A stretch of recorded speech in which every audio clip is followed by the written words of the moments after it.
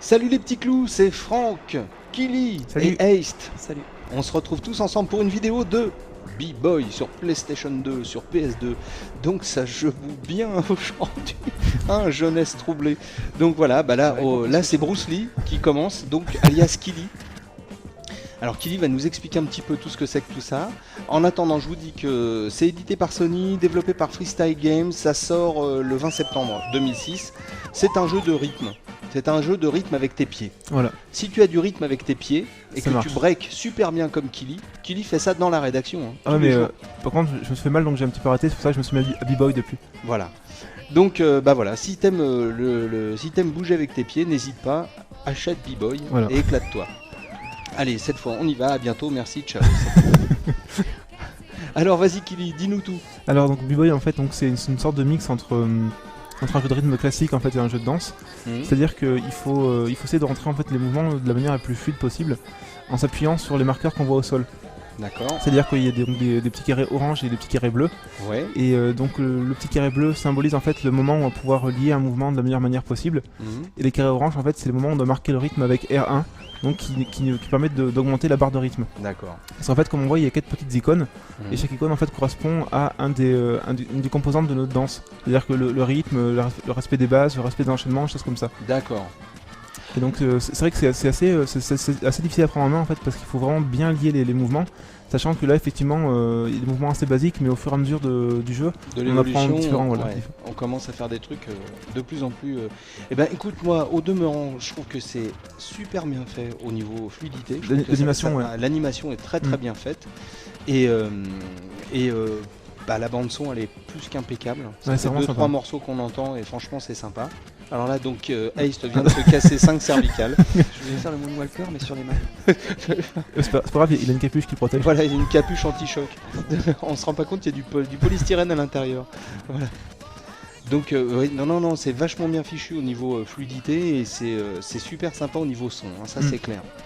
Ce qui est marrant c'est que la bande son est fait très années 70 en fait, alors que le jeu est beaucoup plus ancré dans une période plus récente. Bon, on va peut-être faire voir, là on va laisser le tour se terminer, et puis on va peut-être faire une autre petite session dans un autre endroit, c'est possible? Ouais, pas de problème. Break tour terminé, battle terminé. Tolba Nermi Tart. Alors, hop, voilà.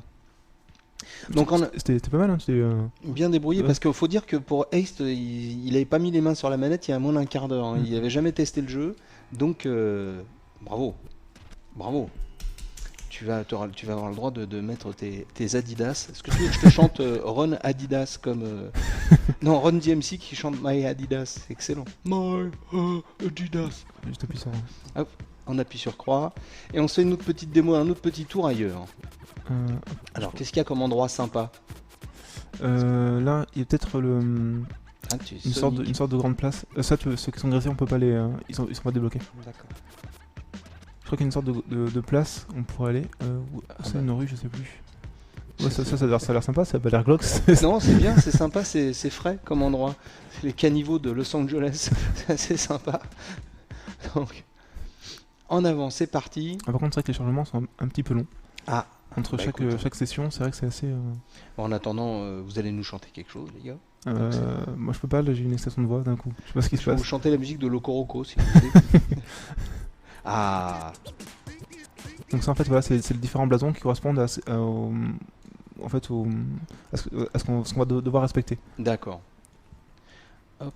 Est-ce que j'en profite vite fait Ah bah non, tout à l'heure, après quand vous aurez fini, là on va admirer. Alors donc là c'est Killy. Ouais. Qui est parti. Avec un pantalon militaire, c'est toujours plus classe. Ouais, toujours comme... Alors yo, hein, donc il faut dire yo là, voilà. Alors yo... Alors yo, donc...